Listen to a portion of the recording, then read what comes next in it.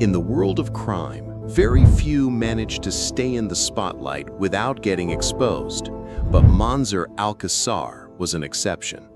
A Syrian man who rose from a young boy in Hama to one of the most dangerous and infamous arms dealers in the world. He sold weapons to Arabs, to Israelis, to rebels, and to terrorists. He was an ally of Mossad, then an ally of the CIA, then their sworn enemy. The strangest part? He wasn't a soldier, nor a militia leader, just a man who knew exactly how to play the game. Childhood and early life. Monzer Al-Kassar was born in 1945 in Hama, Syria, into an ordinary family, but with one advantage. His father was a diplomat in the Syrian Ministry of Foreign Affairs. That connection alone opened doors for him that would never open for others. He grew up moving between Canada, India, Britain, Argentina, and Spain. His childhood was a mix of luxury and cultural exposure, but he wasn't interested in academics or a traditional career. He wanted something different, something bigger, from law student to smuggler. Monzer studied law at the University of Brunswick in Canada, but his goal wasn't justice, it was loopholes. During that time, he took his first steps into smuggling with his brother, Ghassan. How? Simple. His father's diplomatic car was never searched at airports or ports. They exploited that loophole to move contraband between countries. In 1974, he carried out his first international smuggling deal, earning $21,000. And from there, the story began. Arrests and acquittals. Monzer was arrested multiple times, most notably in 1977 in London on drug trafficking charges. But every time, the outcome was the same. No solid evidence, witnesses disappeared, investigators retired, and cases closed. Some say he used threats, kidnappings, and bribes to silence witnesses. Others claim his ties with different intelligence agencies protected him. The truth? No one really knows, but somehow he always walked free, entering the arms trade. In the mid-1970s, with Lebanon's civil war erupting, Monzer shifted from drugs to arms dealing. He started by buying weapons from Eastern Europe and even Israeli, selling them to whoever paid the most. Militias, states, organizations, it didn't matter who the buyer was, only that the deal went through. As an Arab who wasn't Jewish, he became the perfect middleman in deals official companies couldn't touch. The mafia and intelligence ties. Monzer wasn't just an arms dealer, he was a man of connections. His name was linked to powerful figures like Rafat al-Assad, brother of Syria's president, serving as a go-between with European crime syndicates. He had ties with Zionist lobbyists, playing the role of frontman in covert arms deals.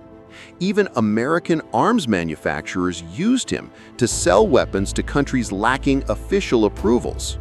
In some cases, he even helped facilitate coups and regime changes just to keep business flowing. The Iran hostage crisis, the controversial story.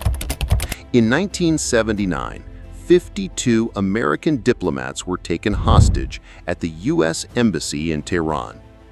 President Jimmy Carter tried negotiations, then launched Operation Eagle Claw, but the mission failed, killing 8 American soldiers. Here's where the controversial story comes in. Some claim Monzer Al-Kassar secretly brokered the release of the hostages, striking a deal with the Iranians, trading arms for freedom in exchange for a massive $40 billion deal. The strangest part? The hostages were released the very day Ronald Reagan was inaugurated as president. Coincidence? Or a carefully planned scheme to sink Carter?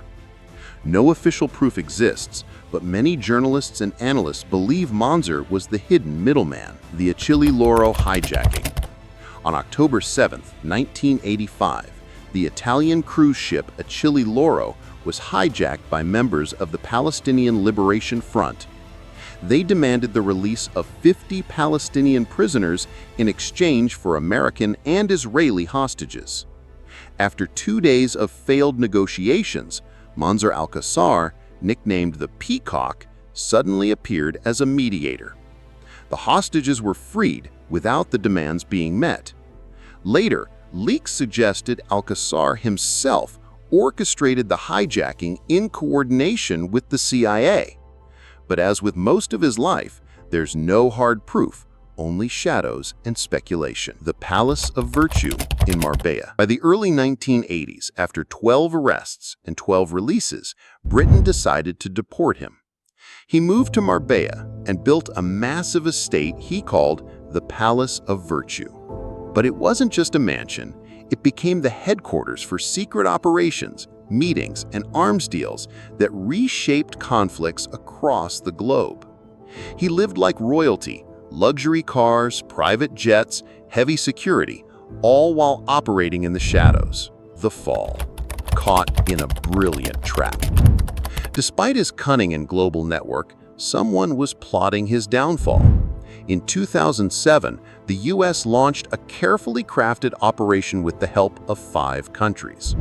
They sent in a Palestinian agent named Samir, who posed as a deputy leader of Colombia's FARC guerrillas.